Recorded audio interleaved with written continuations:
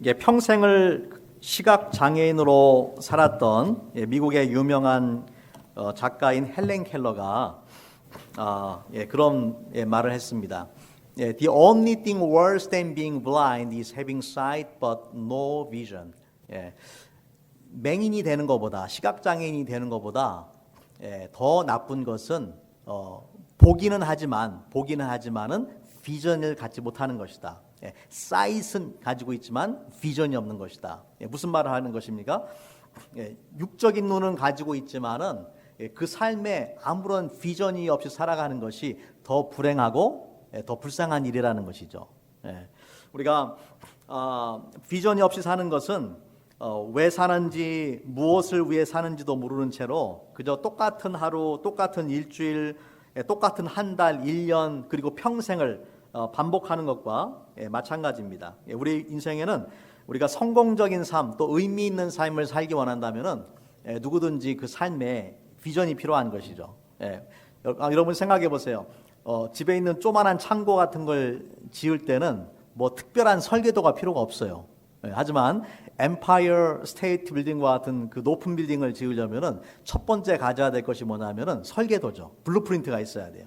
마찬가지로 우리가 하나님의 위해서 또 우리 인생의 성공을 위해서 무언가를 이루기 위해서면은 무작정 열심히 달리고 일하는 것만 중요한 것이 아니라 이 인생의 비전이 분명히 필요합니다. 특별히 우리 믿음의 사람들에게는 하나님 나라를 위한 비전을 품고 살아가야 돼요. 세상에 하나님 알지 못하는 사람들도 성공적인 삶을 살아간 사람들은 다 그 인생의 비전을 가지고 살아가는데, 우리 믿음의 사람들이라면은 반드시 하나님 나라를 위한 비전을 품어야지만 그래야 하나님의 영광을 위해서 쓰임 받을 수가 있는 것이죠. 무엇보다도 이 교회는 동일한 비전, 하나님이 주신 비전으로 하나가 되어야 됩니다. 여러분 이 축구팀을 한번 생각해 보세요. 축구팀에서 뛰는 사람들이 같이 모여 있는데 11명이 뛰어서 이제 팀을 이루는데 다 서로 다른 기질과 성격과 이 백그라운드를 가지고 있어요. 그 사람들이 어떻게 하나가 되겠어요? 같은 비전을 품어야지 하나가 되는 거예요. 어떤 비전이냐면은 경기에서 승리하는 거죠. 경기에서 승리한다라는 동일한 비전을 가져야만 하나가 되는 것입니다. 교회도 마찬가지예요. 교회도 서로 다른 그 성격과 기질과 배경과 그 모든 것들이 다른 사람들이 모여서 함께 하나님을 섬기는데, 하나님이 주신 비전으로 하나가 되어야만 이 교회가 하나님 주신 그 사명을 감당할 수 있는 것이죠. 저는 우리 사랑교회가 하나님 주신 비전으로 하나 될 수 있기 바랍니다. 지난 시간에 우리가 느헤미야 말씀을 보면서 함께 발견한 것은 뭐냐면요, 느헤미야에게는 이렇게 하나님이 주신 비전이 있었어요. 여러분 기억나시죠? 느헤미야가 하나님을 통해서 예루살렘의 비참한 소식을 듣고 눈물을 흘립니다. 하지만 느헤미야는 절망하고 좌절하고 주저앉는 것이 아니라 하나님 앞에 나가서 기도했어요. 어떤 기도를 했어요? 간절한 기도. 간절한 기도를 하니까 하나님의 마음을 감동시키는 기도를 한 거예요. 밤낮으로 금식하면서 눈물로 기도했어요. 그렇게 기도할 때에 하나님의 마음이 감동되고 하나님께서 느헤미야의 기도를 들어주셔서 아닥사스다 왕의 마음을 움직여 주시고 느헤미야를 예루살렘에 보내서 그 예루살렘의 그 무너진 성벽을 재건하도록 그렇게 공급을 해주셨습니다. 모든 필요들을 하나님께서 다 주셨어요. 하나님의 선하신 손, 기도하는 사람에게는 하나님의 선하신 손의 도우심이 함께 하신다. 자, 오늘 우리가 읽은 그 말씀에는 이제 느헤미야가 이 아닥사스다 왕의 도움으로 예루살렘에 온 거예요. 그 함께 읽은 그 느헤미야 2장 11절 말씀에 보면은 내가 예루살렘에 이르러 머무른 지 사흘 만에 느헤미야가 약 4개월 동안 여행을 합니다. 한 1000마일이나 되는 거리를 여행을 해서 4개월 만에 도착을 해서 한 3일 정도 이제 쉼을 가진 다음에 그 다음에 12절 말씀해 보니까 내 하나님께서 예루살렘을 위해서 무엇을 할 것인지 내 마음에 주신 것을 여러분 오늘 제목이 뭐죠? 오늘 제가 설교 제목이 뭡니까? 비전의 장애물을 극복하라. 같이 한번 읽어볼까요? 시작. 비전의 장애물을 극복하라. 오늘 말씀에는 비전이라는 단어는 나오지 않아요. 비전이라는 단어는 나오지 않는데 좀 전에 읽었던 그 12절 말씀, 내 하나님께서 예루살렘을 위해서 무엇을 할 것인지 내 마음에 주신 것, 이게 뭐냐면은 하나님이 느헤미야에게 주신 비전이에요. 비전이라는 것은 보는 거예요. 뭐 텔레비전처럼 보는 거를 비전이라고 하거든요. 하나님께서 주신 목적, 또 꿈, 하나님께서 나를 통해서 이루고자 하시는 것들, 이것이 비전인 것이죠. 이러한 비전을 분명히 선명한 비전을 느헤미야가 가지고 있었다라는 것이죠. 그래서 이 느헤미야에게 있어서 하나님이 주신 비전은 뭐냐면은 성벽을 재건하는 것입니다. 예루살렘의 성벽을 재건하는 것이에요. 전에도 말씀을 드렸지만은 바벨론으로 포로로 갔던 그 이스라엘 사람들이, 남유다의 백성들이 세 차례에 걸쳐서 예루살렘으로 포로 귀환을 합니다. 첫 번째 왔던 사람들은 수룹바벨의 지도하에 와서 성전을 건축했어요. 성전을 재건했어요. 두 번째 왔던 사람들은 에스라의 그 인도하에 와서 그 영적 부흥과 각성이 일어납니다. 회개의 운동이 일어나고 영적 부흥이 일어나요. 그리고 마지막으로 이제 느헤미야를 통해서 온 사람들이 느헤미야를 통해서 무엇을 하냐면은 성벽을 재건하는 거예요. 여러분, 이것은 영적인 의미에서 매우 중요합니다. 성전을 짓고 영적인 부흥을 경험하고 그리고 성벽을 짓는 거 매우 중요한 거예요. 왜냐하면은 하나님께서 고린도전서에 보면은 우리의 몸이 하나님의 성령이 거하시는 거룩한 전이다, 그렇게 말씀하잖아요. 우리가 개인적으로도 그렇고 우리가 교회적으로도 그렇고 이 성전이 건축되는 것, 건물을 꼭 의미하는 것은 아니고요. 하나님을 향한 예배, 또 이 성령이 거하시는 거룩한 전이 되는 것이 매우 중요하죠. 또 두 번째는 뭐냐면 영적인 부흥과 각성이에요. 하나님과의 바른 관계, 릴레이션십을 갖는 것이 중요합니다. 그렇게 했을 때에 또 하나 우리가 잊지 말아야 될 것이 뭐냐면 성벽이죠. 여러분, 성벽이 왜 필요합니까? 적으로부터 이 성을 보호하는 거예요. 우리가 하나님 뜻대로 살아가고 거룩한 성전이 되고 하나님과의 이런 회복된 관계를 가지고 친밀한 관계를 가지고 또 하나님 주신 사명을 감당하려고 하면은 반드시 마귀가 이걸 좋아하지 않아요. 분명히 마귀의 방해가 있고 마귀의 공격이 있습니다. 이러한 공격으로부터 우리 자신을 방어하고 우리 믿음의 공동체를 방어할 수 있는 것이 영적인 의미에서 보자면은 이 성벽을 재건하는 거예요. 자, 이러한 막중한 사명을 가지고 이제 느헤미야가 예루살렘 땅에 오게 된 것입니다. 자, 하나님께서 이런 비전을 주셨다고 해서 모든 문제가 순조롭게 진행되면 좋겠는데 실제로는 그렇지 않았습니다. 오늘 우리가 함께 말씀을 통해서 보겠지만은 하나님 주신 비전을 실행함에 있어서 넘어야 될 장애물들이 많았어요. 그래서 오늘 말씀을 통해서 우리가 느헤미야에게 있었던 어떤 장애물들이 있었고 또 느헤미야가 어떻게 극복해 나갔는가 함께 말씀을 나누기를 원합니다. 첫 번째 먼저 기억할 것은요, 비전을 성취하기 위해서는 넘어야 될 장벽이 반드시 있다. 특별히 하나님이 주신 비전을 성취하려면은 거기에는 반드시 악한 영의 역사가 있습니다. 마귀는 하나님의 일을 방해하는 거예요. 하나님 주신 그 사명과 비전을 방해하기 위해서 온갖 수단과 방법을 다 동원합니다.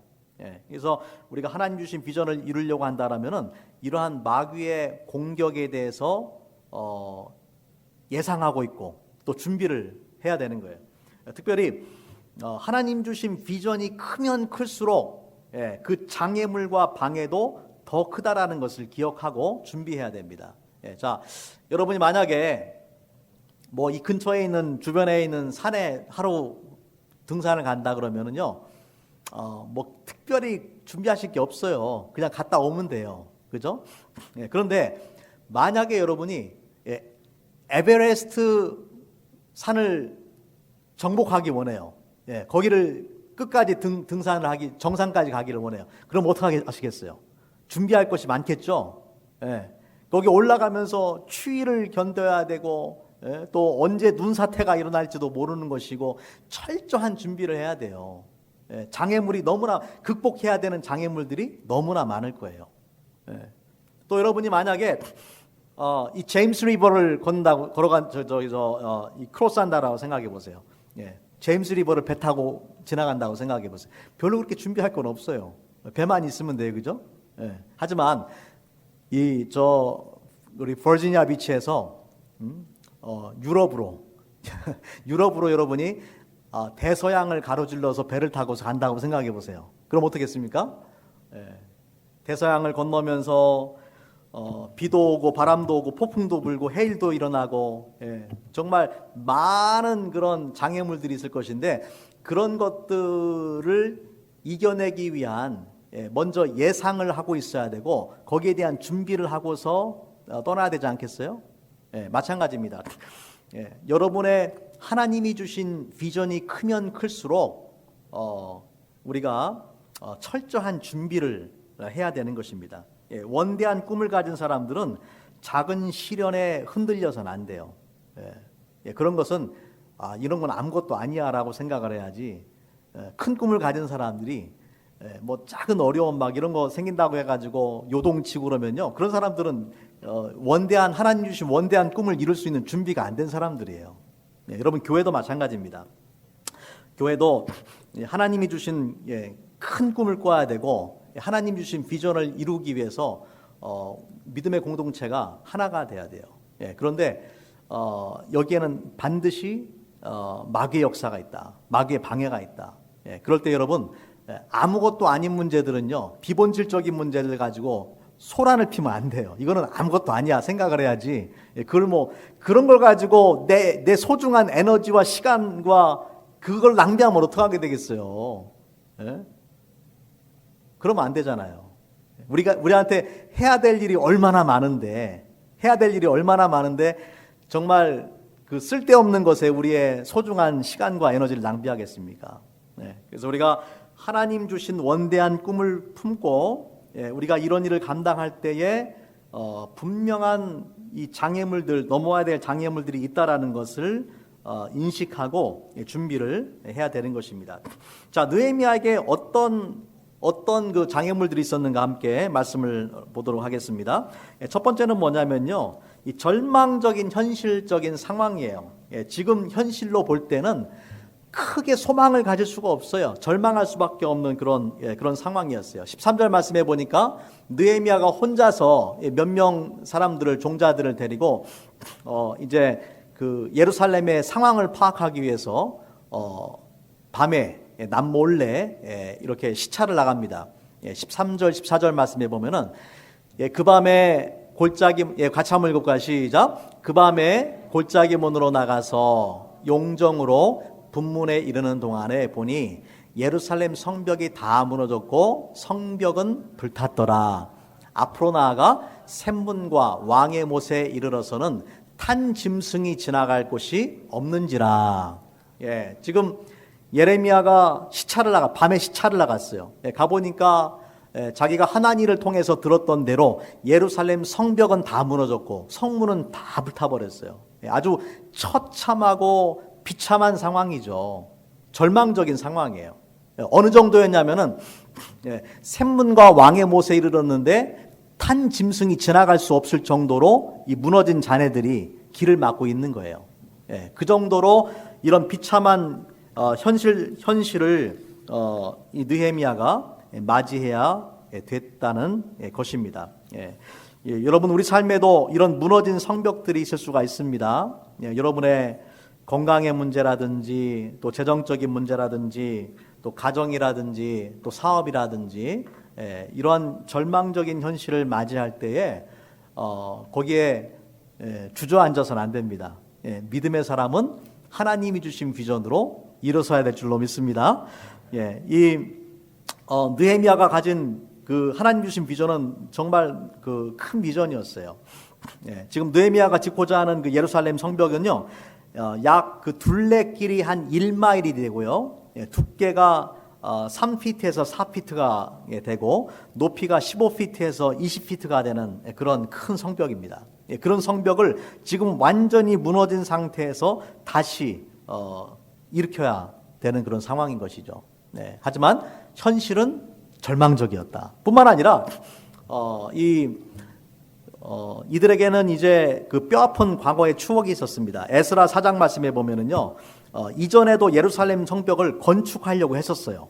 그때에 그 예루살렘 성벽이 건축되는 것을 원하지 않는 적들이 아닥사스다 왕한테 상소를 합니다. 그래서 지금 유대인들이 왕에게 반역을 하려고 합니다라고 고소를 한 거예요. 왕이 명령을 내려서 성벽 건축하지 말아라고 명령을 내렸던 과거의 그런 역사가 있어요. 그러니까 과거에도 한번 해보려고 했지만은 실패한 경험이 있는 거예요. 이러한 그 과거의 현재의 절망적인 상황이라든지 또 과거의 실패가 이 사람들의 발목을 잡고 더 이상 이 상황을 개선하지 않으려고 하는 거예요.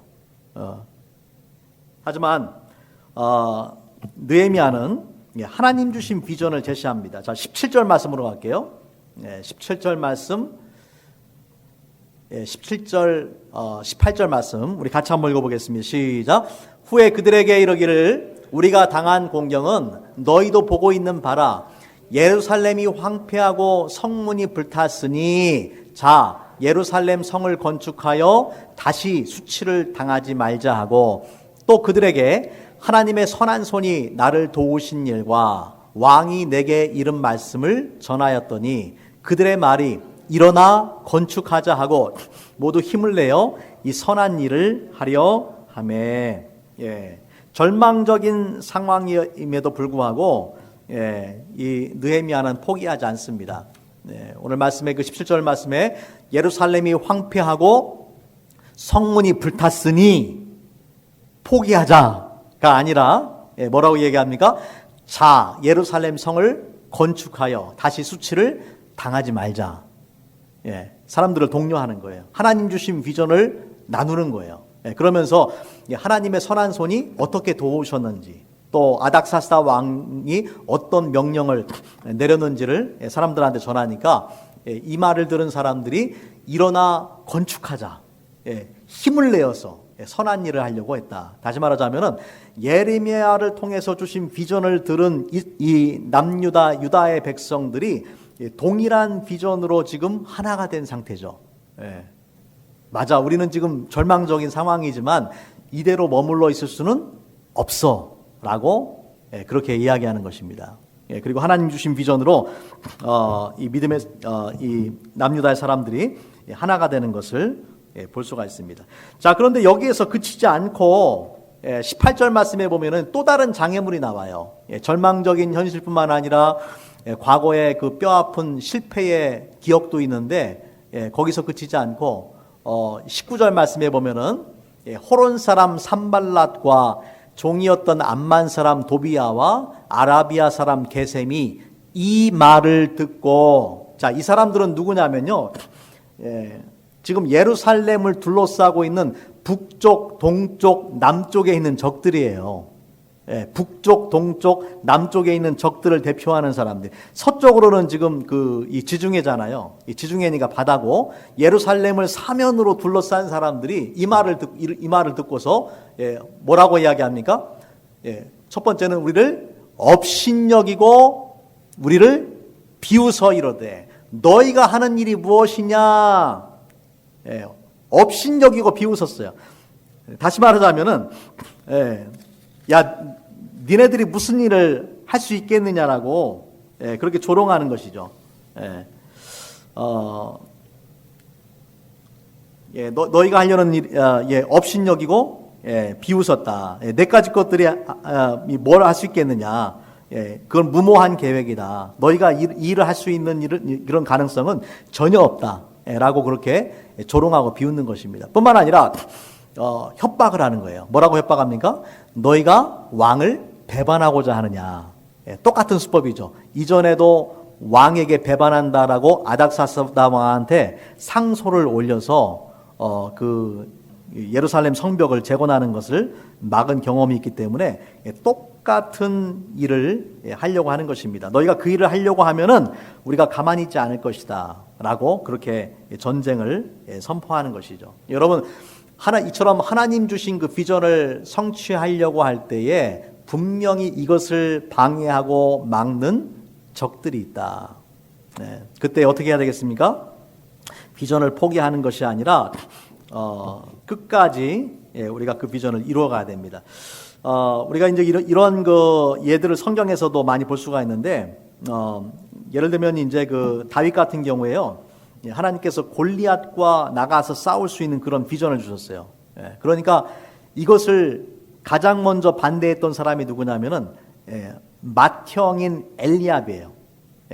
다윗의 형이었던 첫째 형이었던 엘리압이 다윗을 조롱하고 무시합니다. 사무엘상 그 17장에 보면은요, 큰형 엘리압이 다윗이 사람들에게 하는 말을 들은지라 다윗이 막 그 골리앗을 이길 수 있다라고 그렇게 이야기하니까 그 말을 듣고 다윗에게 노를 바라여 이르되 내가 어찌하여 이리로 내려왔느냐, 들에 있는 양들을 누구한테 맡겠느냐, 나는 내 교만함과 내 마음의 완악함을 아노니 네가 전쟁을 구경하러 왔도다. 다윗한테 인커리지를 해주는 게 아니라 디스커리지 하는 거예요. 네가 가서 지금 양치고 일을 해야 되는데 왜 여기 와서 전쟁 구경하려고 왔구나. 그러면서 하나님께서 다윗에게 주신 꿈과 비전을 완전히 이 주눅이 들게 만들고 하지 못하게 만드는 거죠. 그때에 다윗이 어떻게 했을까요? 그 비전을 포기했을까요?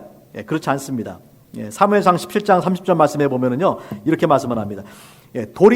다윗이 돌이켜 다른 사람을 향하여 전과 같이 말하며. 그러니까 하나님 주신 꿈과 비전을 듣고도 거기에 동의하지 않는 그 형 엘리압과 더 이상 대화를 하지 않고 다른 사람들에게 전과 같이 동일하게 그 비전을 나누는 거예요. 이것이 다윗이 했던 일이고, 그리고 실제로 하나님은 다윗을 통해서 골리앗을 무너뜨리더라라는 것이죠. 여러분은 우리가 하나님께서 주신 비전을 이야기할 때에 귀를 기울이지 않고 무시하고 조롱하고 적대하는 사람들에게 우리의 에너지를 쏟을 필요가 없는 거예요. 하나님께서 동일한 꿈과 비전을 주신 사람들이 중요합니다. 그런 사람들에게 비전을 나누고 또 그 일을 우리가 감당을 해야 됩니다. 자, 오늘 말씀의 그 20절 말씀에 보면은 이 산발락과 도비야와 게셈을 향해서 느헤미야가 이렇게 이야기합니다. 자, 20절 말씀이죠. 내가 그들에게 대답하여 이르되, 첫 번째 세 가지를 이야기하는데, 첫 번째는 뭐냐면 하늘의 하나님이 우리를 형통하게 하실 것이다. 너희가 아무리 방해하려고 한다 할지라도 이 비전은 하나님께서 주신 비전이야. 하나님께서 시작하시고 계획하신 일이기 때문에 반드시 이루어질 것이다 라고 그렇게 선포하는 것입니다. 여러분, 우리에게도 이런 믿음의 선포가 필요한 거예요. 우리가 믿음의 공동체로서 교회가 하나님의 일을 감당하려고 할 때에 네 가지 것들이 뭘 하겠느냐, 또 여러 가지 많은 방해가 있다 할지라도 하나님께서 주신 비전을 선포하고 믿음으로 하나님께서 반드시 이루실 것이라고 확신하고 선포해야 될 줄로 믿습니다. 두 번째는 뭐냐면은, 두 번째는 이렇게 얘기했어요. 그의 종들인 우리가 일어나 건축하려니와. 너희가 아무리 비방하고 조롱하고 위협하고 협박을 해도 그의 종들인 우리가 일어나서 건축을 할 것이다. 여러분, 하나님이 세운 계획은 누구를 통해서 이루어지냐면은 믿음의 사람, 순종의 사람을 통해서 이루어지는 거예요. 믿고 순종하는 하나님의 종들을 통해서 하나님의 그 비전이 오늘날도 이루어져 가고 있는 것입니다. 자, 세 번째는 뭐냐면은 이렇게 이야기합니다. 너희에게는 아무 기업도 권리도 기억되는 바도 없을 것이다. 하나님 앞에 하나님의 일에 그 동참하기보다는 방해가 되는 그 사람들, 하나님으로부터 어떤 상급도 너희가 기대할 수가 없다라는 것이죠. 여러분, 우리가 교회 안에서도 마찬가지입니다. 교회 안에서 하나님 주신 비전을 붙잡고 우리 교회가 그 꿈을 꾸고 그걸 이루어가야 되는데 교회 안에 세 종류의 사람들이 있어요. 두 종류의 사람들은 없으면 좋겠는데 그렇지는 않습니다. 어떤 사람들이 있냐면은 교회 안에 일꾼들이 있어요. 일꾼들, 하나님의 일꾼들. 여기 20절 말씀에 나오는 종들, 그의 종들이 있어요. 일꾼들이 있고, 또 교회 안에는 구경꾼들이 있어요. 구경꾼들. 아무리 하나님 주신 비전이 선포되어져도 참여하지 않고 그냥 구경만 하는 사람들. 거기까지는 그나마 좀 괜찮은데 세 번째 그룹의 사람들이 있는데 방해꾼들이에요. 방해꾼들. 이 방해꾼들은 하나님이 하시려고 하는 일에 사사건건 방해하고 도움이 되지 못하고 오히려 교회의 하나됨을 깨뜨리고 또 때로는 조롱하고 협박하고 이 악한 영의 도구로 사용되는 사람들이 간혹 있습니다. 물론 우리 교회를 이야기하는 건 아니고요. 그래서 물론 자기들은 이제 뭐 합리적이고 현실적이고 또 자기들도 교회를 사랑한다라고 그렇게 이야기하지만 실제로 결과적으로 보면은 그렇지 못한 경우들이 참 많더라고요. 그래서 우리가 저는 여러분이 한 사람도 빠짐없이 우리 교회에 구경꾼이나 방해꾼이 되지 않고 일꾼 되시기를 바랍니다. 오늘 말씀에 나오는 것처럼 이 방해꾼들에게는 예루살렘 성벽이 완성되는 날 아무런 영광도 누릴 수가 없어요. 아무런 기업도 권리도 기억되는 바도 없을 것이다. 하지만 우리 믿음의 사람들, 동일한 꿈을 가지고 함께 열심히 일한 사람들에게는 이 새 예루살렘, 하나님의 나라가 이 땅에 완성될 때에 기업이 있고 권리가 있고 기억되는 바가 있습니다. 이것이 하나님의 약속이에요. 우리 함께 그 디모데후서 4장 7절 말씀 같이 한번 읽어보겠습니다. 디모데후서 4장 7절, 이것은 7절과 8절 말씀. 하나님 주신 비전을 붙잡고 평생 동안 그 비전을 위해서 달려갔던 이 바울의 고백이죠. 같이 한번 읽습니다. 시작. 내가 선한 싸움을 싸우고 나의 달려갈 길을 마치고 믿음을 지켰으니 이제 후로는 나를 위하여 의의 면류관이 예비되었으므로 주 곧 의로우신 재판장이 그날에 내게 주실 것이니 내게만 아니라 주의 나타나심을 사모하는 모든 자에게니라. 아멘. 바울이 하나님 주신 비전을 붙잡고 나아가는데 정말 많은 어려움이 있었어요. 많은 방해가 있었어요. 많은 공격이 있었어요. 조롱과 핍박이 있었어요. 하지만 바울은 하나님 주신 그 비전을 포기하지 않고 선한 싸움을 싸우고 달려갈 길을 마치고 믿음을 지켰습니다. 그때에 무엇을 기대하고 있었냐면은 나를 위해서 의의 면류관이 예비되어 있다. 그리고 이 의의 면류관, crown of righteousness, 이 의의 면류관은 나뿐만 아니라 이 주의 나타나심을 사모하는 모든 자들, 주님을 위해서 열심히 섬기고 봉사하고 하나님 주신 꿈과 비전을 함께 이루어가는 모든 사람들이 받을 그러한 상급이다라고 이야기하는 거예요. 저는 저와 여러분이 한 사람도 빠짐없이 하나님이 예비하신 이러한 상급을 받을 수 있기를 바랍니다. 마지막으로 제가 한 가지 이제 이야기를 간증을 좀 나누고서 말씀을 마치도록 하겠습니다. 그 아이보리 코스트 제가 하는 사역 중에 하나가 이제 선교 사역 중에 하나가 이 서부 아프리카의 신학교 사역을 하는데 첫 번째 세워졌던 신학교가 그 아이보리 코스트입니다.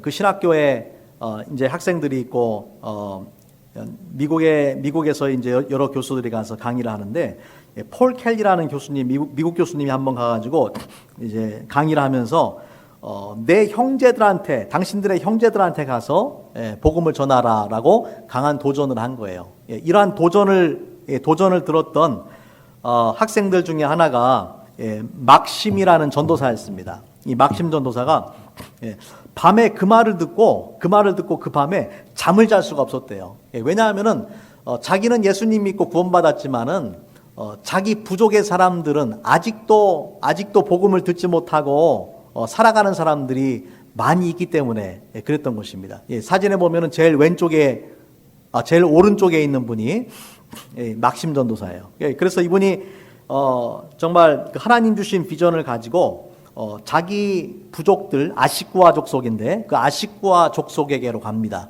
4시간을 걸어서 가는 거예요. 본인 차가 없으니까 4시간을 걸어서 주말마다 가서 복음을 전하고 거기에서 교회를 시작을 했어요. 처음에는 어디에 모였냐면은 그 마을의 추장의 집에서 모였어요. 추장이 자기 마을의 그 공간을 허용을 해가지고 여기에서 교회를 해도 된다. 거기서 이제 한 20명 이렇게 모여가지고 잘 되고 있었는데 어느 날 갑자기 추장이 부르더니만 더 이상 여기서 할 수 없다. 여기서 모일 수 없다. 네가 정 원한다라면은 이 마을 입구에 땅이 있는데 그 땅을 사서 교회를 지어라. 그렇게 이야기를 한 거예요. 얼마나 낙심이 됐겠습니까? 지금 하나님 주신 비전을 가지고 복음을 전하고 이 교회가 막 시작이 됐는데 이제 예배드릴 장소가 없어진 거잖아요. 근데 이 막심 전도사가 포기하지 않고 이 교인들과 함께 특별한 헌금을 했어요. 그래서 얼마가 모여졌냐면은 600불이 모아졌어요. 600불이 땅값이에요. 땅이 굉장히 아름다운 땅이고 넓은 땅인데 600불밖에 안 해요. 여러분도 투자하실 수 있어요. 600불. 자, 마침 제가 이제 강의할 때가 돼가지고 제가 이제 가서 이제 강의를 하는데 그때 마침 막심 전도사가 우리 그 선교관의 디렉터인 우리 곽기정 선교사님인데 거기 사진에 보이는 분들입니다. 그분들한테 와가지고 자신의 상황을 설명을 하면서 600불을 가져온 거예요. 우리가 이만큼을 모았습니다. 하지만은 우리한테 이 교회를 지을 수 있는 그런 능력은 없습니다. 그래서 제가 선교사님하고 그 마을을 찾아갔어요. 찾아가 보니까 너무나 아름다운 땅에 그리고 그 마을 주민이 한 500명 정도가 사는데 교회가 하나도 없는 거예요. 그 하나님께서 그리고 이제 그 막심 전도사가 그렇게 열심히 해가지고 그들한테는 600불이라는 큰 돈을 모아서 온 걸 보고 마음에 감동이 일어나더라고요. 그래서 제가 선교사님한테 약속을 했어요. 제가 미국에 돌아가면은 이 교회를 건축을 하겠습니다. 그래서 하나님 주신 그런 그 어떤 마음의 확신을 가지고 제가 섬기던 교회에 가서 함께 이런 비전을 나누고 우리 성도들이 하나님께서 성도들의 마음을 또 움직여 주시더라고요. 그래서 뭐 전체가 한 것도 아니고 두 분이 10,000불씩을 그 자리에 헌금을 해주셨어요. 그래가지고 참 감사하게도 한 분은 저한테 와서 그날 이제 설교를 하고 났는데 목사님 내가 평생에 정말 주님을 위해서 한 일이 없습니다. 하면서 이 일을 위해서 꼭 제가 쓰임 받고 싶습니다. 하면서 그렇게 헌금을 하시더라고요. 얼마나 감사한지. 그래서 그 땅에 교회가 세워지게 된 것입니다. 지금 보이시는 그 건축물이고 나중에 이제 교회가 완성돼서 헌당 예배를 하는데 그 지역 주민이 어른부터 애들까지 빠곡하게 다 모였어요. 성전 안에도 모이고 성전 밖에도 모이고 추장부터 해가지고 부족 사람들이 다 모여서 같이 헌신 예배를 드리고 또 복음을 가서 전하고 했던 적이 있습니다. 여러분 생각을 해보세요. 하나님 주신 비전을 가지고 내 민족, 내 종족, 내 형제와 자매들한테 복음을 전하려고 했는데 그래서 교회가 시작됐는데 더 이상 교회로 모일 수 없다라는 그런 위기가 닥쳤잖아요. 하지만 믿음으로 하나님께 기도하니까 전혀 상관없는 서부 아프리카 이 아이보리 코스트 땅의 아시쿠아 족속과